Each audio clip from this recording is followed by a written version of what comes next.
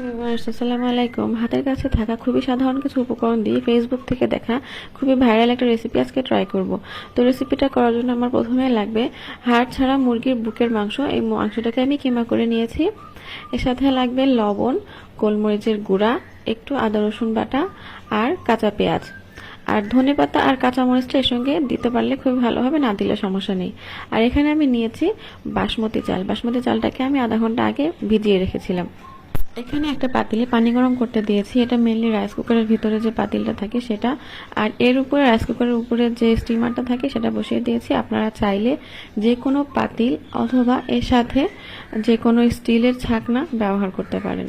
তো প্রথমেই খুবই সহজ, প্রথমেই সব উপকরণগুলো সুন্দর করে চটকে মেখে ভালো মতো মিক্সড করে নিতে হবে। তারপর মুরগির মাংসগুলো থেকে অল্প অল্প করে মাংস নিয়ে বলের মতো বানিয়ে এটাকে বাসমতি চালের মধ্যে কোট করতে হবে। চালের ক্ষেত্রে বাসমতি চাল ব্যবহার করতে পারলে সব থেকে বেশি ভালো, কারণ বাসমতি চালটা খুবই তাড়াতাড়ি সেদ্ধ হয়ে যায়। আর বাসমতি চালটা একটু লম্বা হওয়াতে দেখতে খুবই সুন্দর লাগে। তো এরপরে আমি যে স্টিমারটাতে পানি গরম করতে দিয়েছিলাম সেই পানিটা গরম হয়ে বলক উঠে আসলে এর মধ্যে মাংসের বলগুলো দিয়ে দিতে হবে। এটা মেনলি মোমো টাইপের একটা রেসিপি। মোমোতে আমরা ময়দা দিয়ে একটা কোট করি, এখানে ময়দা না দিয়ে আমরা বাসমতি চাল দিয়ে কোট করেছি। আঁচটা একদম কমিয়ে আবার দেখতে আসবো 10 মিনিট পর। তো 10 মিনিট পর আমি চুলার ঢাকনা উঠিয়ে দেখার পরে খুবই অবাক। তো একদম যেরকম চেয়েছিলাম রেসিপিটা দেখেছিলাম সেরকমই হয়েছে। আর কদম ফুলের মতো দেখাচ্ছে কিছুটা।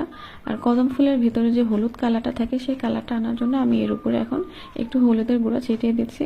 আর ছিটিয়ে দিয়ে আবার আসবো 25 থেকে 30 মিনিট পর, যাতে করে চালটা আর মাংসটা খুবই ভালো মতো সেদ্ধ হয়ে যায়। তো চালটা মাংসটা ভালো মতো সেদ্ধ হয়েছে, আর হলুদ কালারটা একটু বেশি, একটু সেদ্ধ হওয়ার পর আর একটু বেশি ছড়িয়ে গিয়েছে। পুরোটা দেখতে কদম ফুলের মতো লাগছে। এই পর্যায়ে আমার রেসিপিটা একদমই কমপ্লিট। এখন একটা বাটিতে জাস্ট সার্ভ করে সয়া সস এবং টমেটো সস দিয়ে খেতে হবে।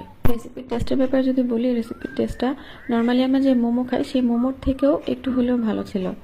তো ঘরে যে কোনো সময় হঠাৎ মেহমান আসলে অথবা বিকেলে ঝটপট নাস্তা বানাতে চাইলে আপনারা এই রেসিপিটা সহজেই ট্রাই করতে পারেন।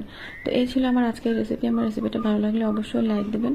আর আপনার সঙ্গে দেখা হবে নেক্সট কোনো ভিডিওতে। সে পর্যন্ত সবাই ভালো থাকবেন, সুস্থ থাকবেন। আল্লাহ হাফেজ।